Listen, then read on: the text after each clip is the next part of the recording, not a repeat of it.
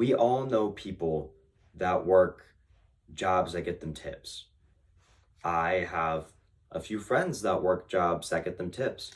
And I used to have one of my best friends work at IHOP. And they seem to anticipate their tips or look forward to their tips more so than their actual paycheck. But according to NBC New York, the amount of Americans that view tipping in a negative light is 65%.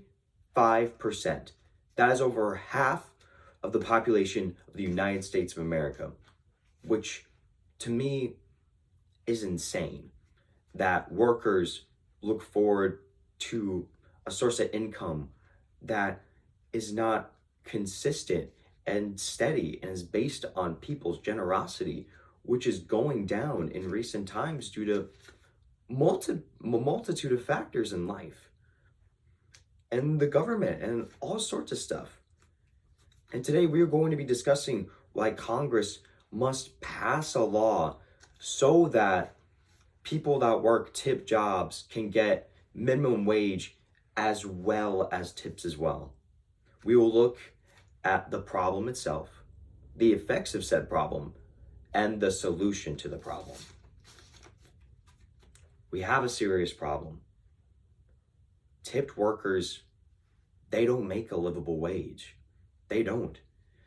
People who work tip jobs get paid $7.25 in states like North Carolina, Virginia, Utah, and many more places like that.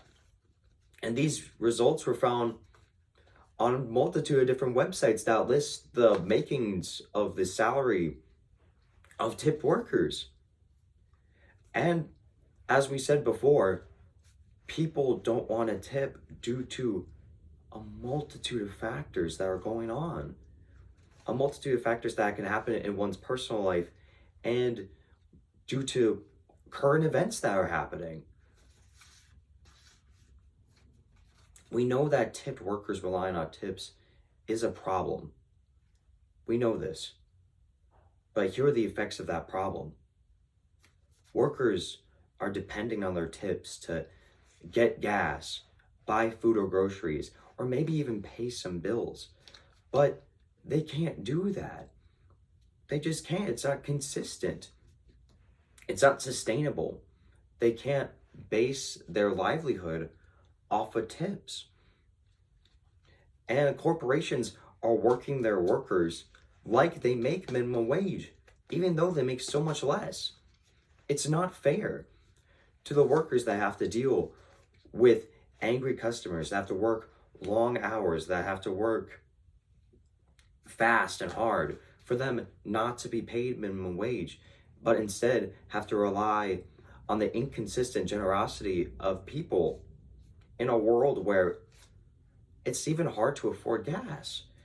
And this is forcing workers to get second jobs. And these second jobs are proven by facts and multiple different sources to have an effect on mental health.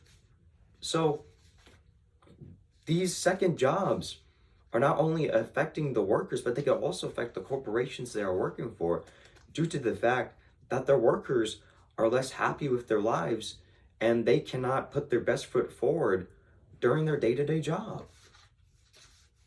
There is a clear solution. Congress must pass a law that requires tipped workers to get the state's minimum wage as well as also get their tips. That's a clear solution. Companies need to do this. They need to give their tipped workers minimum wage as well, especially due to rising prices of almost everything, as well as the fact that they are working their workers like they are working minimum wage jobs. How is that fair? It's not. But another thing is that tips need to be split amongst all the workers. Starbucks does this actually.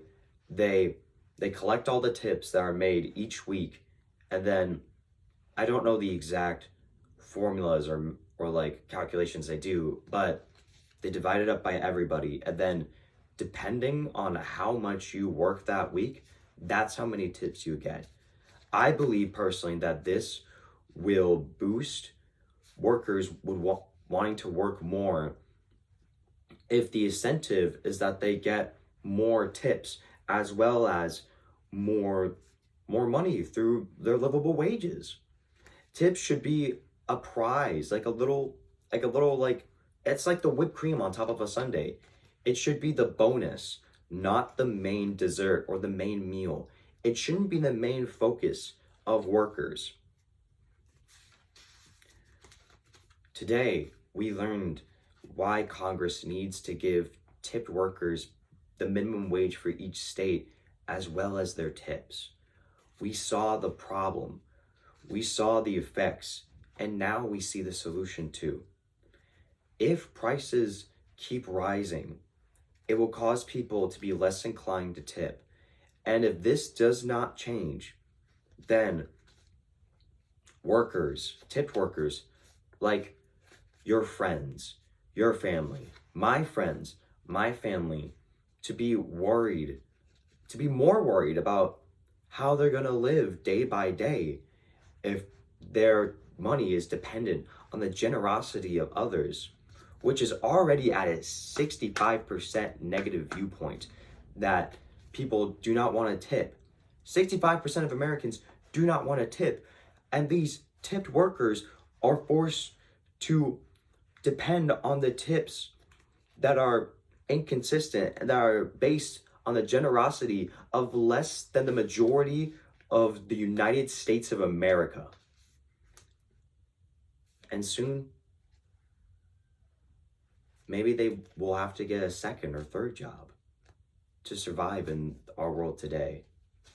But not if we do what we can to make sure that they live the life they need to live and the life that they do deserve.